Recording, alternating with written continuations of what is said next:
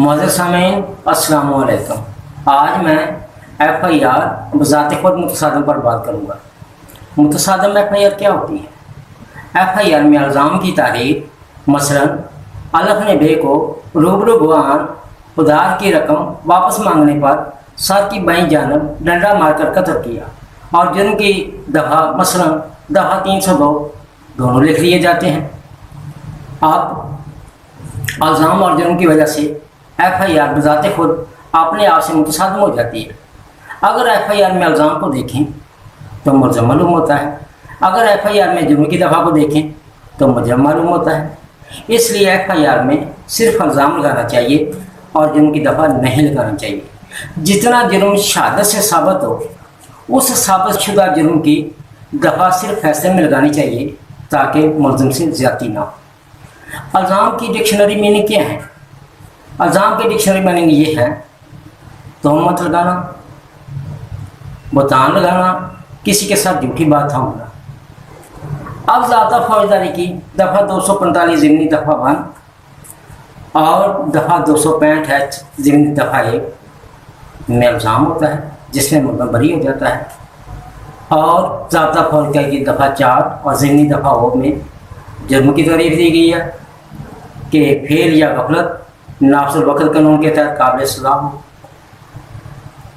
ज़ाब्ता फौजदारी की दफ़ा 245 ज़िमनी दफ़ा 2 और दफ़ा 265H ज़िमनी दफ़ा 2 की कार्रवाई में मुजरम को सज़ा हो जाती है।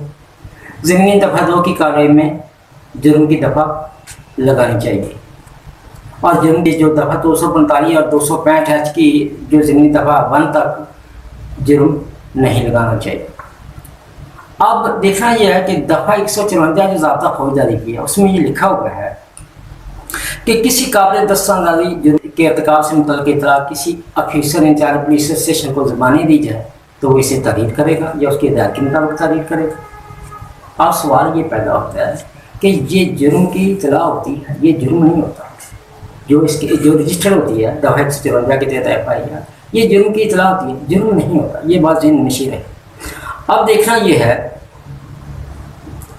कि दफ़ा 154 में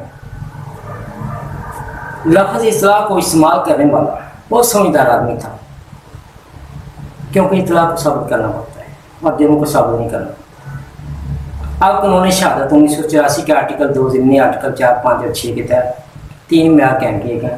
नंबर 1 साबितशुदा, मुस्तरदशुदा और नासाबितशुदा। इन तीनों की बुनियाद पर फैसला होता है और ये शहादत से साबित करने पड़ते हैं। अब चार्ज फ्रेम करते वक्त जो चार्ज फ्रेम होता है वो ज़ाब्ते के मुताबिक होता है, लेकिन जो उसमें दफ़ा लगाई जाती है वो दफ़ा 245 1 और 265 ज़िमनी 1 उससे मुतसादम होती है, और जबकि ज़िमनी दफ़ा 2 से कबल अज़ वक्त होती है। अब देखने की बात यह है कि जुर्म की दफ़ा उस वक्त लगानी चाहिए जब इल्ज़ाम साबित हो और मुजरम साबित हो, यानी इल्ज़ाम जुर्म बन जाए और मुजरम बन जाए। अब जुर्म की दफ़ा में जुर्म का होना पाया जाता है। जब आप FIR में जुर्म लगाते हैं तो मुलज़म को सज़ा हो जाती है। मसलन दफ़ा 302 को ले लें। दफ़ा 302 में लिखा हुआ है कत्ल अमर की सज़ा अलग कसास के तौर पर सज़ाए मौत दी जाएगी। तो फिर आप जब दफ़ा 302 लगा देते हैं तो सज़ाए मौत तो उसको होगी। फिर आप उसकी तफ्तीश, इंक्वायरी, शहादत, उसका कोई मकसद ही नहीं बाकी रहता, क्योंकि जो आप इल्ज़ाम लगाते हैं मसलन अल्लाह ने बे को, जैसा मैंने अर्ज़ किया, सर पे डंडा मारकर कत्ल किया, तो आप इसे शहादत से साबित करते हैं तो यकीनन इसमें तफ्तीश, इंक्वायरी, शहादत दुरुस्त होनी चाहिए, क्योंकि इससे साबित होगा ये जुर्म। अब आप देखें कि हम चलते हैं कानून शहादत 1984 के आर्टिकल 112 की तरफ। वो कहता है कि उसका ज़िमनी आर्टिकल 1 कहता है court shall take judicial notice of, आगे आर्टिकल 1 कहता है ऑफ पाकिस्तान लॉज, यानी कि जो दफ़ा 302 लगाते हैं वो साबित करने की ज़रूरत नहीं होती।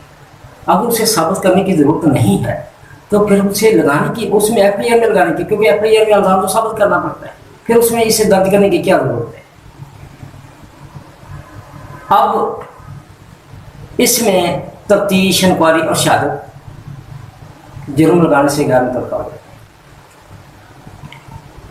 जिन्होंने FIR में इल्ज़ाम और जुर्म दोनों इकट्ठे लगाने का हुक्म दिया, उन्होंने इल्ज़ाम और जुर्म पर गौर नहीं किया, इसके फ़र्क को मद्देनज़र नहीं रखा। अब मैं अर्ज़ करता हूँ कि इसमें इल्ज़ाम में और जुर्म में फ़र्क क्या है। वो जनाब आप मुलाज़ा फरमाएं, वो ये है कि इल्ज़ाम उस किस लगाता है, जुर्म मजाज अदालत अपने फैसले में करार देती है कि जुर्म साबित हो चुका है। अब इल्ज़ाम साबित करना पड़ता है और जुर्म साबितशुदा होता है।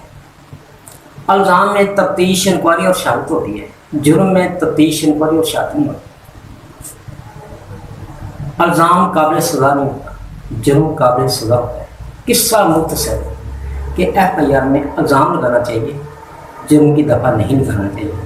जितना जुर्म साबित हो उस साबितशुदा जुर्म की दफ़ा सिर्फ फैसले में लगानी चाहिए। इससे पहले FIR चार्ज में जुर्म की दफ़ा नहीं लगनी चाहिए ताकि मुलज़िम से ज़्यादती ना हो, क्योंकि जब दफ़ा 245 ज़मीनी दफ़ा वन के तहत, जब 265 H ज़मीनी दफ़ा वन के तहत मुलज़िम बरी होता है तो ऊपर लिखा हो जुर्म, तो यकीनन फिर ये इसकी खिलाफवर्जी होगी, कानून की खिलाफवर्जी होगी।